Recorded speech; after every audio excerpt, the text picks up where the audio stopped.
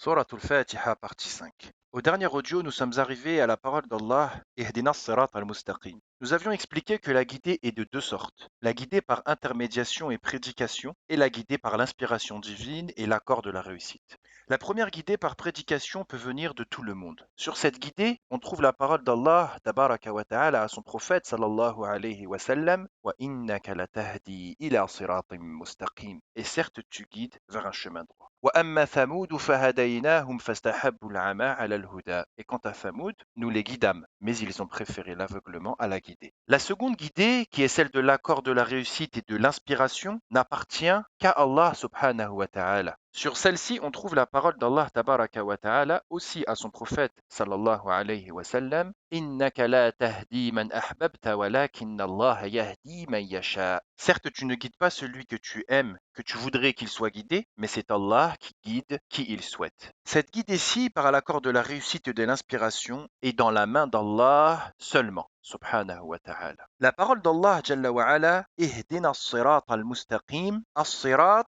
at-tariq, le chemin, la route, l'accès, la voie. At-tariq al-mustaqim, le droit chemin, la voie droite. Et il est connu chez les Arabes qu'ils ne qualifient pas tous les chemins, toutes les routes de sirat.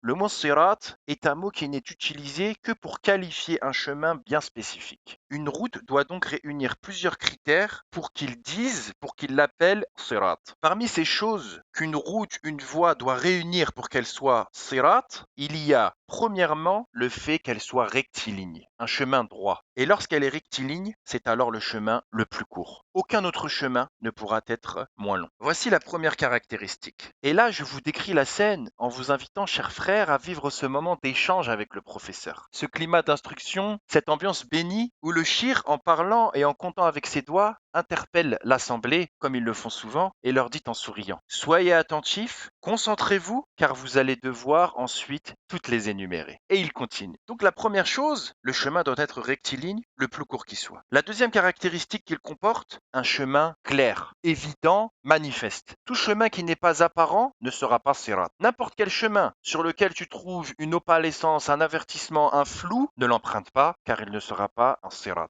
La troisième chose, il doit être large. Les Arabes ne disent pas du chemin étroit sirat. Ils le disent à propos d'une voie large, capable de contenir tous ceux qui veulent l'emprunter. Le quatrième point, ce chemin est spécifique. Cela veut dire qu'aucune autre route ne permet de s'y rendre hormis ce chemin-là. Emprunter cette route est obligatoire pour arriver à destination. Cinquième critère, le chemin doit être complet et créer une liaison jusqu'à l'arrivée. Il ne peut pas être interrompu à sa moitié ou à ses trois quarts pour qu'ensuite tu doives te débrouiller et finir ton trajet par tes propres moyens. Il doit te mener jusqu'à ta destination pour être qualifié de sirat. Nous avons donc relevé combien de critères nécessaires afin de pouvoir qualifier un chemin de sirat. 5 caractéristiques. Si toi, cher frère francophone, tu étais devant le shir, sache que tu aurais pu demander à être interrogé pour les citer et pour te tester dans ton niveau de concentration et dans ta capacité à mémoriser rapidement le cours dès lors de la première écoute. 1. Rectiligne. 2. Apparent. 3. Large. 4. Spécifique et 5 qui mènent jusqu'à destination. Et nous avons aussi dit qu'en étant mustaqim, rectiligne droit, il est donc le chemin le plus court. Lorsque ces qualificatifs sont réunis sur une route, alors les Arabes disent celle-ci est une sirat.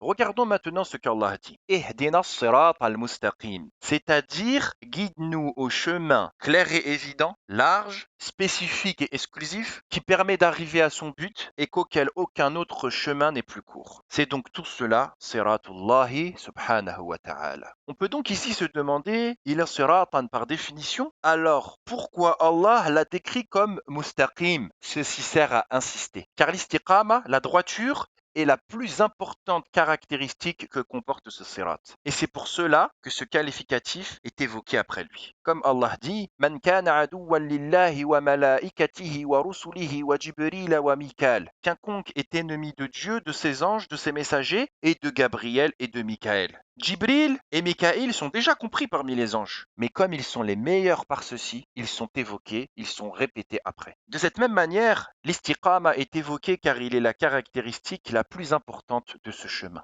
Ihdina as-sirat al-mustaqim. Sirat, il y a trois manières de le lire. Le prophète sallallahu alayhi wa sallam l'a récité de trois manières. Il a lu as-sirat avec un sad. Il a lu as-sirat avec un signe. et il a lu As-Sirat avec un va dans lequel il y a un zay. Trois lectures qui sont toutes confirmées du prophète sallallahu alayhi wa sallam. L'origine de As-Sirat dans la langue arabe est Az-Zirat avec un zay. Zaratahu at-tariq ay ibtala'ah. La route l'a avalé, c'est-à-dire qu'elle l'a englouti. Lorsqu'un homme prend la route, lorsqu'il arrive au loin, il finit par disparaître. La route l'a absorbé. Ihdina as-sirat al-mustaqim. Cette voie droite, il n'y en a qu'une seule. Tous les autres chemins en dehors d'elle sont égarements. Comme Abdullah ibn Mas'ud racontait à propos du prophète sallallahu alayhi wa sallam en disant: le prophète sallallahu alayhi wa sallam nous a tracé une ligne droite. Puis il a tracé à sa droite et à sa gauche des traits, puis il a récité: وأن هذا صراطي مستقيما فاتبعوه ولا تتبعوا السبل فتفرق بكم عن سبيله.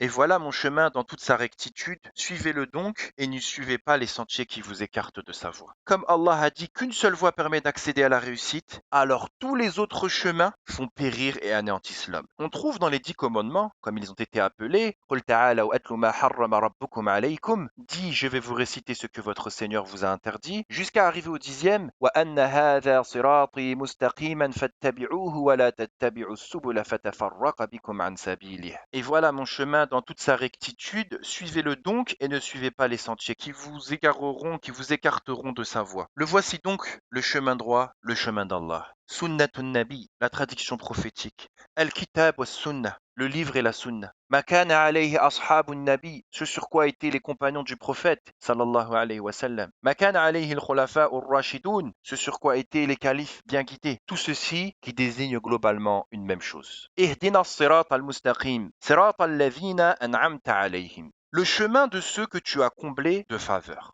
Comme si après la question quel est ce chemin, Allah répond en disant le chemin de ceux que tu as comblés de bienfaits. Le lecteur, lorsqu'il lit ce verset, s'adresse à Allah. Il demande donc guide-nous sur le chemin de ceux que tu as comblés de bienfaits. Et qui sont ceux qu'Allah a comblés de bienfaits et de faveurs? وَمَن يُطِعِ اللَّهَ وَالرَّسُولَ فَأُولَٰئِكَ مَعَ الَّذِينَ أَنْعَمَ اللَّهُ عَلَيْهِم مِّنَ النَّبِيِّينَ وَالصِّدِّيقِينَ وَالشُّهَدَاءِ وَالصَّالِحِينَ. Quiconque obéit à Allah et aux messagers, ceux-là seront avec ceux qu'Allah a comblés de ses bienfaits, les prophètes, les véridiques, les martyrs et les vertueux. Il a donc montré qui sont ceux qu'Allah a comblés de ses faveurs. Le chemin est donc le chemin de qui? De ceux qui sont cités. وَمَن يُطِعِ اللَّهَ وَالرَّسُولَ فَأُولَٰئِكَ مَعَ الَّذِينَ أَنْعَمَ اللَّهُ عَلَيْهِم مِّنَ النَّبِيِّينَ وَالصِّدِّيقِينَ وَالشُّهَدَاءِ وَالصَّالِحِينَ. Quiconque obéit à Allah et aux messagers, ceux-là seront avec ceux qu'Allah a comblés de ses bienfaits, les prophètes, les véridiques, les martyrs, les vertueux. Ihdina as-sirat al-mustaqim, sirat al-ladhina an'amta alayhim.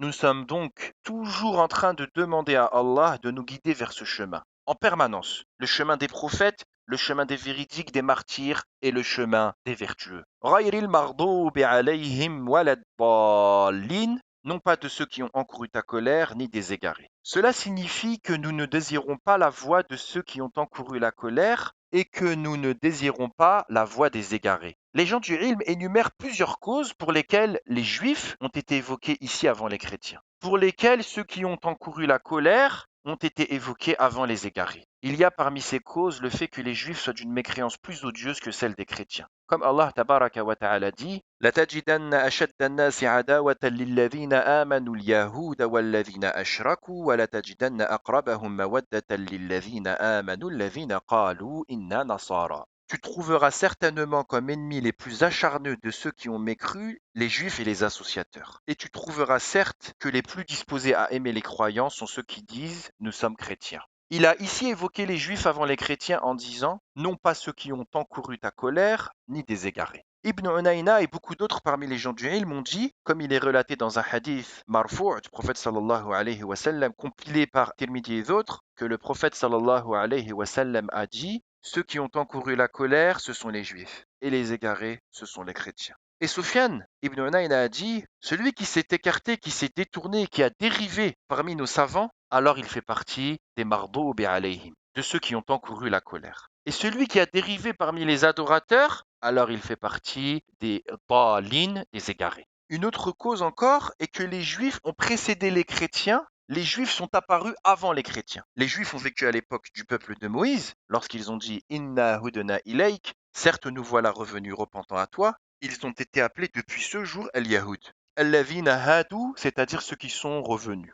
Les chrétiens, quant à eux, sont le peuple de Isa, alayhi salam. Lorsque Isa, alayhi salam, dit قال من أنصاري إلى الله قال الحواريون نحن أنصار الله آمنا بالله واشهد بأننا مسلمون. Il dit qui sont mes alliés dans la voie d'Allah? Les apôtres dirent nous sommes les alliés d'Allah, nous croyons à Allah et sois témoin que nous lui sommes muslimoun, que nous lui sommes soumis. Les chrétiens sont donc venus après les juifs. Les juifs sont donc évoqués avant les chrétiens car ils sont les premiers d'un point de vue temporel. On évoque aussi la proximité. Les juifs vivaient avec eux dans le Médine. Les chrétiens étaient en Syrie, en Égypte et encore bien plus éloignés. Les Juifs étaient plus proches de leur habitation, alors ils ont été évoqués avant. Il est aussi expliqué que les Juifs, ou ceux qui ont encouru la colère, sont évoqués en premier dans une suite logique d'un point de vue du sens. Alors que l'on dit « Ihdina as-sirat al-mustaqim » guide-nous dans le droit chemin, « sirat al-ladhina an'amta alayhim » le chemin de ceux que tu as comblés de bienfaits, le fait d'évoquer les bienfaits concorde ici avec le fait d'évoquer juste ensuite ceux qui ont sur eux la colère. D'un côté, il y a recevoir les faveurs et de l'autre, il y a encourir la colère. Et avec tout cela, les Juifs ont encouru la colère et sont aussi égarés, tout comme les chrétiens ont encouru la colère et sont aussi égarés. Mais la colère sur la communauté juive est évoquée car c'est le trait qui leur est le plus spécifique. L'égarement est évoqué en ce qui concerne les chrétiens car c'est le qualificatif qui leur est le plus spécifique. En dehors de cela, les deux groupes sont en même temps mardoubu alayhim et en même temps daloun. Ici, les gens du ilm donnent une faïda. Frères francophones, retenez bien ce mot faïda qu'on ne traduira pas forcément lorsqu'on l'évoquera, les faïdas qui sont cités, qui sont donnés par le shir. Une faïda, une utilité, un profit, quelque chose de bénéfique dans l'analyse ici de la conjugaison du verset. Donc les gens du ilm donnent une faïda sur la conjugaison du verset. Allah dit Sirat al-ladhina an'amta alayhim, le chemin de ceux que tu as comblés de bienfaits. Ghayril maghdubi alayhim, pas de ceux qui ont encouru la colère. Il ne dit pas de ceux contre lesquels tu es en colère. En ce qui concerne le bienfait, il a évoqué le sujet. Il a évoqué celui qui a fait le verbe. An'amta, tu as donné les faveurs. C'est-à-dire anta ya Rab, toi ô Seigneur. Le sujet est donc présent ici. Alors que dans la colère, Ghayril maghdubi alayhim, non pas de ceux qui ont encouru la colère, le sujet n'est pas évoqué. On ne dit pas ceux qui t'ont mis en colère ou ceux contre qui tu es en colère. Les gens du ilm disent Al-mun'im wahid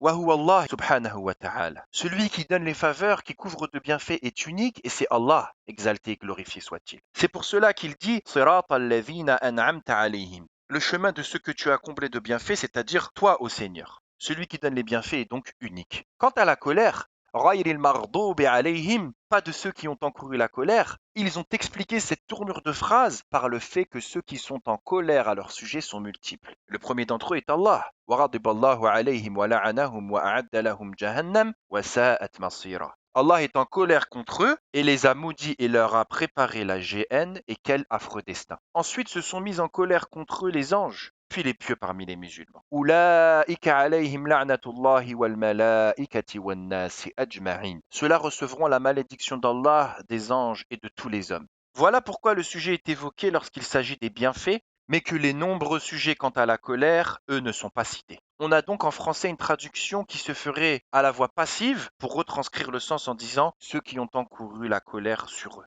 Ghayril maghdubi alayhim, non pas le chemin de ceux qui ont encouru la colère et non pas des égarés. Ici, Allah a répété deux fois la négation.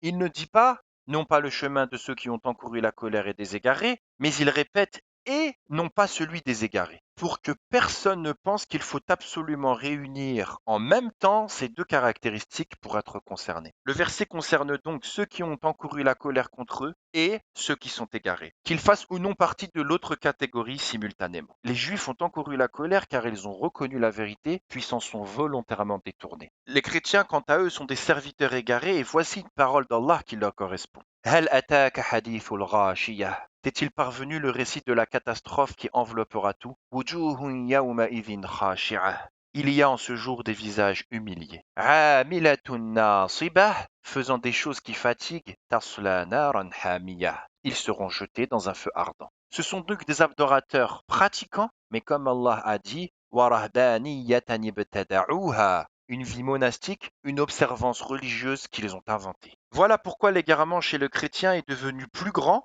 tandis que la volonté de se détourner est devenue chez les Juifs plus grande. Lorsque tu arrives à la fin de cette parole, Ghayril maghdubi alayhim waladdallin, tu as complété, tu as fini la lecture de cette sourate bénie, sourate Al-Fatiha. Reste la parole Amin. Elle a pour sens Oh Allah exauce. Elle n'est pas dans la Fatiha. Elle n'en fait pas partie, mais c'est une parole qui est prononcée à la fin de sa lecture. Certains, parmi Ahl al-Ilm, ont dit que cela est spécifique à la prière. La personne ne dit donc Amin que lorsqu'elle récite Al-Fatiha dans la prière. D'autres ont dit que même en dehors de la prière, on peut dire Amin après Al-Fatiha car il contient une invocation. Si on dit que dire Amin se fait seulement dans la prière, alors l'affaire est très claire car la tradition prophétique est venue confirmer cela. Comme tu dis Allahu Akbar, Sami Allahu liman hamidah, tu dis Amin. C'est donc une sunnah parmi les sunan de la prière qui se dit après Al-Fatiha.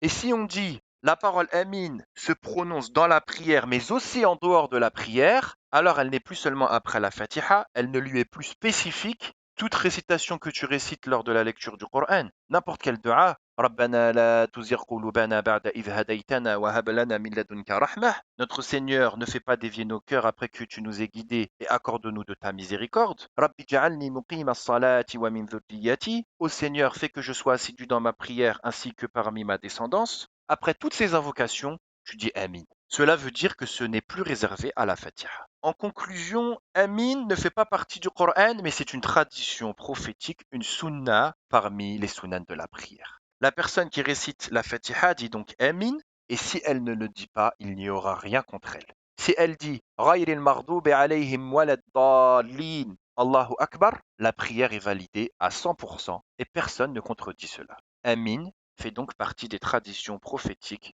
de la prière. Avec cela, nous avons donc terminé ce que nous avions à dire, Inch'Allah ta'ala, à propos de Surat al-Fatiha. Nas'al Allah ta'ala an yuwaffiqana wa iyyakum lima yuhibbuhu wa yarda. Nous demandons à Allah le Très-Haut de nous accorder la réussite dans ce qu'il aime et agrée, et Allah est plus grand et plus savant. Wallahu a'la wa a'lam.